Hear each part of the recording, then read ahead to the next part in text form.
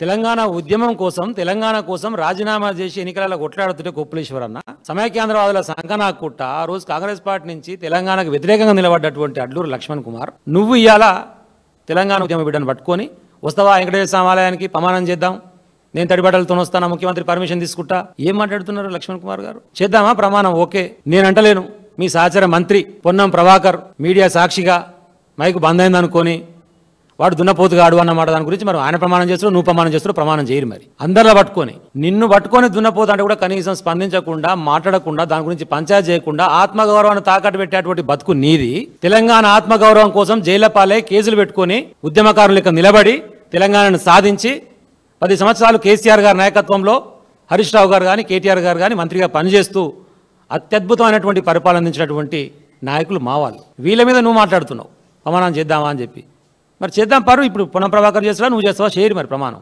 నోటికి ఏదో వస్తుంది మాట్లాడి 5 సార్లు పోటీ చేసినావు మహమ్మద్ గజ్ని దండయాత్ర చేసినట్టు చేయంగా సరే 4 సార్లు ఏడ్చుకుంటే తిరిగి సంపుకుంటారా సాదుకుంటారా ఇక ఇదైందని కాలు ముక్కుడు తిరిగితే గెలిపించే అవకాశం వచ్చింది మంచిదే అదృష్టవశాత్తు మంత్రి కూడా అయినావు ఏం చేయాలి మరి క్యాబినెట్లా మేము చెప్తలేం ఏం జరిగింది అనేటువంటిది క్యాబినెట్ లోపల ఏం జరిగిందో నువ్వు చెప్పు మరి ప్రెస్ మీట్ పెట్టి క్యాబినెట్ సమావేశంలో ఈరోజు ఇది జరిగిందని చెప్పినావా మరి ఏం జరగదు ఎందుకు జరగదంటే పంచాయతీ మొత్తం కమిషన్ల మీద కాంట్రాక్టర్ల మీద మీ సహచర మంత్రులు మాట్లాడే మాటలు మీ సహచర మంత్రి కొండ సురేఖ బిడ్డ మాట్లాడుతున్నటువంటి మాటలు ఆమెనే చెప్పింది కదా ముఖ్యమంత్రి అన్నదమ్ములకు ఎందుకండి గన్మెన్లు మాకేమి ఇక్కడ గార్డును తీసేసిరు మా అమ్మ మంత్రి ఉంటే కూడా ఏమిటి చేస్తారు వాళ్ళకు దందాలు చేసుకోవడానికి కాకపోతే అని మాట్లాడిన మాట వాస్తవం కాదా దక్కన్ సిమెంట్స్ వాళ్ళకు పీసీబీ నోటీసు పంపించి దాంట్లో సుమంత్ అంటోడు అవుట్ సోర్సింగ్ ఎంప్లాయీగా పెట్టుకున్నామా మంత్రి అయినాక ఆ డిపార్ట్మెంట్లో పీసీబీలో ఆ నుంచి ఓఎస్జీగా పెట్టుకొని వానికి అర్హతనే లేదు వానితో బ్లాక్మెయిల్ చేపించి డబ్బులు డిమాండ్ చేస్తే ఆయన మళ్ళీ రేవంత్ రెడ్డి పిలుచుకొని దాన్ని రోహిన్ రెడ్డి పిలుచుకొని కూర్చొని ఒక 100 కోట్ల సెటిల్మెంటు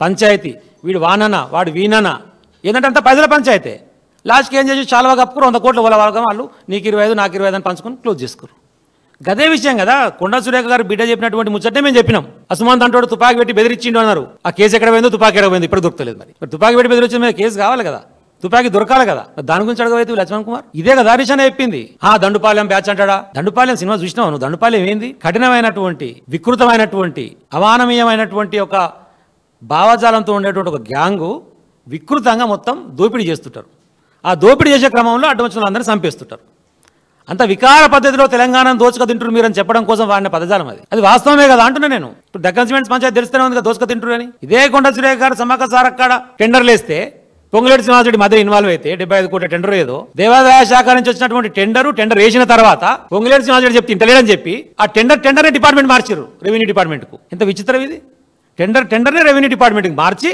రెవెన్యూ డిపార్ట్మెంట్ నుంచి మళ్ళీ టెండర్ వేసి పొంగులేటి మనసుకి ఇప్పించుకోరు దానికి కొండ సురేఖ పాఠంగా మాట్లాడి అంతమందికి వారు మాట్లాడిందే కదా మీడియా సాక్షి ఏడిపోయినా కూడా మా మంత్రులు 30% కమిషన్ లేని పని చేస్తారని చెప్పి ఆమె మాట్లాడిందే కదా మేమంటలేము మీ వాళ్ళు చెప్పిందే మేము రిపీట్ చేసి చెప్పినాం 30% లేని పనులు చేస్తలేరని చెప్పి ఆ జడ్చర్ల ఎమ్మెల్యేనేమో 2వ సారి నేను గెలిపి నేనే ముఖ్యమంత్రిని అని చెప్పేసి ఆయన ఒకటి మాట్లాడతాడు ఆయనే మొత్తుకుంటాడు కదా ఒకటి పని చేస్తాడని చెప్పేసి సపరేట్ గుంపు కట్టి 20 మంది ఎమ్మెల్యేలతో మీటింగ్ పెట్టి అదంతా మీ ఎమ్మెల్యే కదా చేసింది మేం కాదు కదా ఇంకో ఎమ్మెల్యే అని మదన్ మోహన్ రావు ఎవరో ఎల్లారెడ్డిపేట మా కాన్స్టిట్యున్సీలో వరదలు వచ్చినాయి ప్రపంచ బ్యాంకు ఉత్తరం రాసిండు ఆదుకోవాలని చెప్పి అరే ఏందిరా మీరు ఎమ్మెల్యేలా సర్కసా ఏంది ఇది ఎమ్మెల్యే ఎవరికి రాస్తాడు ఉత్తరము గవర్నమెంట్ అడుగుతావా నీ ముఖ్యమంత్రిని అడుగుతావా నీ క్యాబినెట్ మంత్రిని అడుగుతావా మా కాన్స్టిట్యూన్సీకి సాయం చేయమని వరల్డ్ బ్యాంకు ఉత్తరం రాసిండు వరల్డ్ బ్యాంక్ ఏం సంబంధం నీ కాన్స్టిట్యూన్సీలో వరదలు వస్తే ఇంత చదువుకున్న గొప్ప వీళ్ళు ముఖ్యమంత్రిని మాట్లాడుకుంటా బాగా చదువుకున్నాం అని చెప్పేసి వాళ్ళకు అట్లుంటది ఇట్లుంటది అని కేటీఆర్ గారి గురించి అంటాడు చదువుకోవడం తప్ప చదువుకోకపోతే ఇట్లనే ఉంటుంది ఉత్తర ఉనికి రాయాలని కూడా తెలియదు నీ ముఖ్యమంత్రికి చదువు రాదు గుంపు మేస్త్రి పనే కింద కూడా గదే పని చేస్తారు ఇంకేం చేస్తారు పాపం నీ అనురుధుడు ఒకటి మాట్లాడతాడు నీ మదన్ మోహన్ రావు ఒకటి మాట్లాడతాడు నీ కొండ సురేఖ ఒకటి మాట్లాడతాడు బిడ్డ ఒకటి మాట్లాడుతుంది ఒక్క ఎమ్మెల్యే అన్న చక్కగా ఉన్నారా నీ కంట్రోల్లో పనిచేస్తారా మంత్రివర్గం ఒక్క మంత్రి అన్న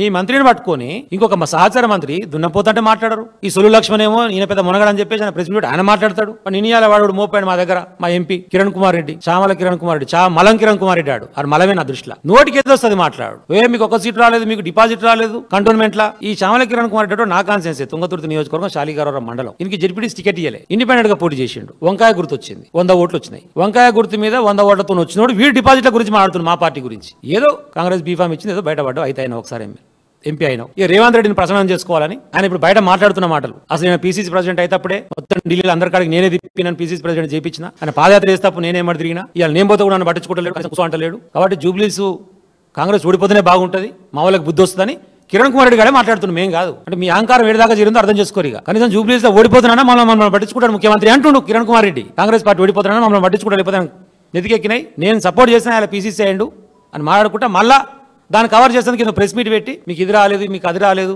ఆంబోతు లెక్క తిరుగుతురు. ఎవరు ఆంబోతు మీ అభ్యర్థి అంటున్నావో ఎవరంటున్నావో నాకే తెలియదు. మరి మీ ఆంబోతు మీరే ఆలోచించుకోవాలి. వాడు ఎంత దొంగ అంటే రాహుల్ గాంధీ సంతకాన్ని ఫోర్జరీ చేస్తే వాని పార్టీలోకి వెళ్ళి సస్పెండ్ చేసిర్రు. కాంగ్రెస్ పార్టీనే రాహుల్ గాంధీ సంతకాన్ని ఫోర్జరీ చేసేటువంటి 420 చీటర్ని కాంగ్రెస్ పార్టీకి వెళ్ళి సస్పెండ్ చేసిర్రు.